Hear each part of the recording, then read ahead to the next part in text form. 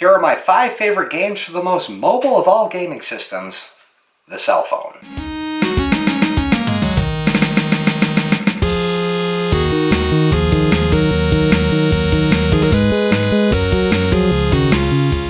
Happy Tuesday, everyone, and welcome to the mid-season finale of Gaming Tuesday. We're going to be leaving tomorrow morning to go on vacation, and that got me thinking about some of my favorite games to play on a phone. I'm going to share with you guys my 5 favorite titles available on a phone, and then I'm going to end this episode out with a look back at all the events that happened on this season. Coming in at number 5 is a relatively new game, and that is Super Mario Run. I think they did a great job making this game having the feel of a Mario game without having actual physical controls to press. The only 2 issues I had with this game was the initial price and the lack of content. I mean, it had a typical number of levels for a Mario game, but for $9.99 I don't feel like it should have been a $9.99 app. I feel like it should have been like a $4.99 app. Coming in at number 4 is Final Fantasy Dimensions. It's a game that's available on the phone. If it's not on sale, it's pretty pricey. I believe it's like $14.99, but I had bought it when it was on sale. It was like $1.99. It's a really cool mobile operating system version of Final Fantasy. It really brings it back to the roots of Final Fantasy.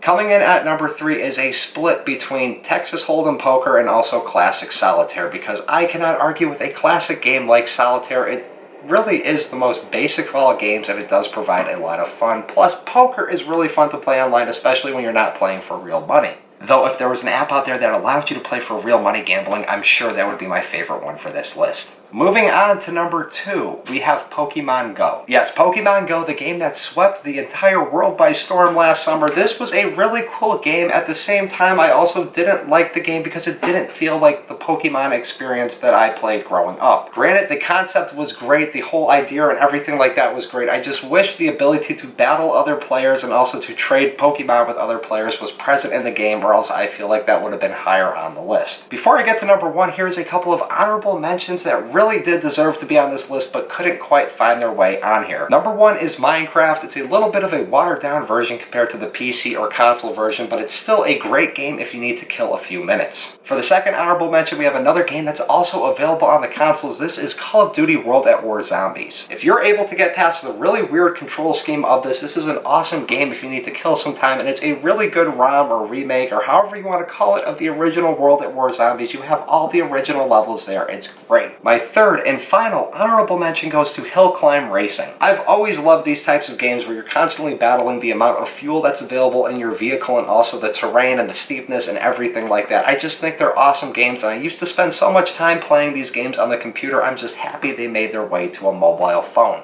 I always say mobile weird. And finally, my number 1 favorite game to play on a mobile phone is The Simpsons Tapped Out. Tapped Out is a game that released a few years back, and honestly, I do not play this game anywhere near to how much I used to play it in the past, but I still love it just the same. The whole building and recreating of Springfield from The Simpsons was just really, really cool, and I loved playing this game, but I got to the point where I just had so much land and so much stuff to try to manage in the game that you could not log on there and quickly complete anything without spending a lot of time. There wasn't a simple press one button and collect everything at once. They never had any of that back in the day, and that's kind of what drew me out of the game, was just the amount of time that you had to spend to go back in the game to collect money to pretty much do the same thing over and over again. Anyways, guys, that's going to do it for the episode. Here's a look back at everything to this point in the very first season of Gaming Tuesday. As always, thank you very much for watching, liking, commenting, and subscribing. I will see everybody tomorrow for Adventure Wednesday.